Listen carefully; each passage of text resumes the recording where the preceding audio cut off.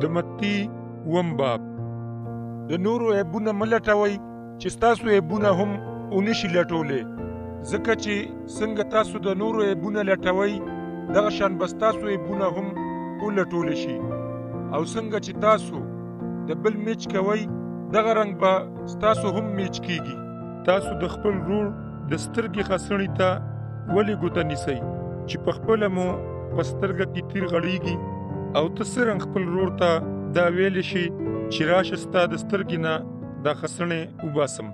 هر کله چې ستا په خپله سترګه کې تیر غړیږي، ای ریاکاره، اول د خپلې سترګې نه تیر وباسه، نو بیا به ستا نظر تیشي او د خپل ورور د سترګې نه به خسڼې هم وویستی شي. پاک څیزونه سپو مه ورکوئ، خپلې ملغلرې خنزیرانو ته مه غورځوئ، هغوی به یې تر خپو لاندې کي او په تاسو به راوګرځي او ریچې ریچې به مو کي. وغواړئ نو در به کړی شي، ولټوئ نو وبه یې مومئ، وټکوئ نو ور به درته بیرته شي. څوک یې چې غواړي هغه یې اخلي، او څوک یې چې لټون کوي هغه یې مومي، او څوک یې چې ټکوي هغه ته ور بیرته کیږي. په تاسو کې داسې څوک شته چې زوی به ترې ډوډۍ وغواړي او دی به ورله کاڼی ورکي، او یا چې میې وغواړي نو مار به ورکي؟ که تاسو څوک چې دومره بدکاره یئ په دې پوهیږئ چې خپل اولاد له ښه څیزونه ورکئ، نو ستاسو آسماني پلار به څومره غوره څیزونه هغه چاته ورکوي چې څوک یې ترې غواړي. ځکه د نورو سره تل داسې سلوک کوئ لکه څنګه سلوک چې تاسو د ځان دپاره غواړئ.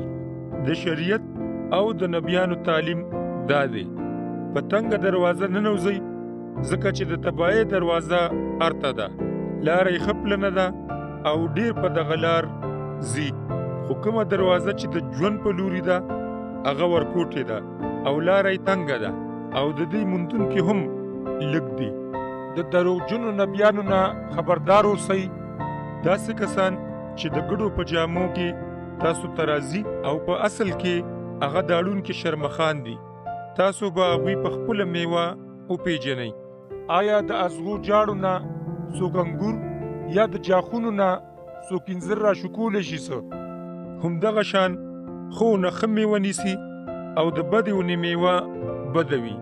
ښه ونه خرابه میوه نشي نیولی، او نه خرابه ونه ښه میوه نیولی شي، او کومه ونه چې ښه میوه نه نیسي هغه پرې کړی شي او په اور کې غورځولی کیږي.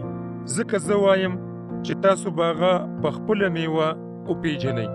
هر هغه څوک چې ما ته مالک مالک وایي هغه به د اسمان په باچایۍ کې داخل نشي، خو صرف هغه څوک چې زما د آسماني پلار په رضا کار کوي.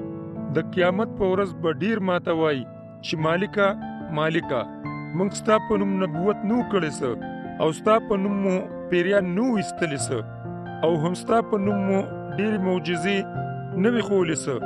نو زه به هغوی ته په ډاګه ووایم چې ما تاسو هیڅ چرې نه یې پېژندلي. تاسو چې بې شرې کارونه کوئ زما نه لرې شئ. او هغه سړی څوک چې زما دا خبرې اوري او عمل پې کوي هغه به د هغه هوښیار سړي په شان وګڼلی شي چا چې خپل کور په یو مضبوط ګټ باندې ودان کړی و، او چې باران وشو، سیلاب راغی، زول تیر شو، او د ده د کور سره یې ټکرې وخوړې، خو دا را پرې نه وته، ځکه چې بنیادونه یې په یو مضبوط ګټ باندې وو. خو د هغه چا به څه انجام وي چې زما دا خبرې اوري او عمل پې نه کوي. د هغه مثال د هغه ناپوهه سړي دی چا چې په شګو خپل کور جوړ کړی و. باران وورېدو، سیلاب راغی، زول تیر شو، او د دې کور سره یې ټکرې وخوړې او را پرېوتو او برباد شو.